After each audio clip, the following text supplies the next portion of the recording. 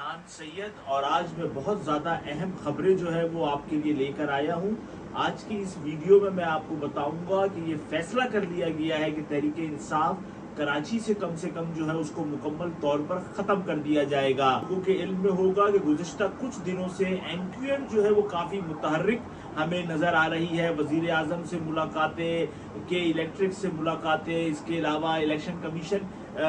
के जो मामलात हैं उस पर उनके बयानात बहुत ज़्यादा आ रहे हैं। मर्दमशुमारी पर एमक्यूएम ने एक स्टैंड जो है वो लिया हुआ है। फिर इसके साथ साथ हमने देखा कि जो सिंध असेंबली में तारीख में पहली बार ऐसा हुआ है कि किसी खातून को अपोजिशन लीडर जो है वो बनाया गया है, उनका ताल्लुक भी जो है वो एमक्यूएम से है। तो बहुत ज़्यादा मुतहर्रिक एक बार फिर एमक्यूएम जो है वो कराची में हो गई है। जैसा कि आप लोगों के इल्म में होगा कि गुज़िश्ता इलेक्शन में कराची से तहरीके इंसाफ ने बहुत बड़े पैमाने पर कौमी असेंबली और सूबाई असेंबली की सीटें जो हैं वो जीती थी, जिसके बाद सिंध असेंबली में जो अपोजिशन लीडर था उनका ताल्लुक भी पाकिस्तान तहरीके इंसाफ से था और पहले फिरदौस शमीम बने और उसके बाद हलीम आदिल शेख बने। लेकिन 9 मई के बाद जो है वो सूरत हाल मुकम्मल तौर पर जो है वो तब्दील हो गई और हमने देखा कि जो तहरीके इंसाफ के जो सूबाई असेंबली के अरकान थे वो मुनहरिफ हो गए। बहुत ज़्यादा लोग जो हैं वो गायब हैं, उनका पता ही नहीं कि वो कहाँ है। सिवाय फिरदौस शमीम नकवी के अलावा कोई दूसरा बंदा मेरे इल्म में ऐसा नहीं है जो कि सिंध असेंबली का रुकन हो और मंजर आम पर हो। इससे पहले हमने देखा कि जब कराची में बल्दियाती इलेक्शन हुए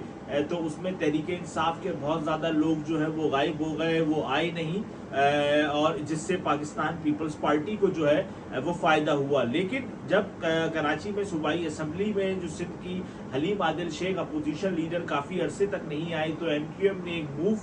जो है वो चली और उन्होंने कहा कि हम अपना अपोजिशन लीडर बनाएं। और उसके बाद हमने देखा कि जीटीए ने जो है वो एमक्यूएम को बहुत ज़्यादा सपोर्ट किया, जिसके बाइस एमक्यूएम की अपोजिशन लीडर बनी और एमक्यूएम को तहरीके इंसाफ के 8 से 9 के करीब सूबाई असेंबली के मेंबरान जो हैं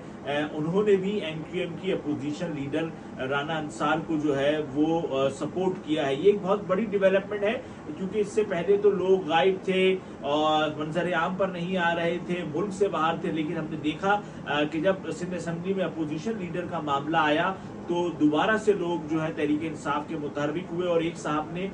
तो पहले ये कहा था वो सियासत को खैरबाद कह रहे हैं, लेकिन हमने देखा कि एमक्यूएम की राना अंसार को सपोर्ट करने के लिए तहरीके इंसाफ के वो रुकन भी जो हैं वो मंजर आम पर आए और उन्होंने सपोर्ट की। अब जो जिम्मेदार जराए हैं वो ये कह रहे हैं कि वापस जो है कराची में एमक्यूएम को जो है ये ग्रीन सिग्नल दिया गया है कि वो फ़ाल हो और जो हमारे जो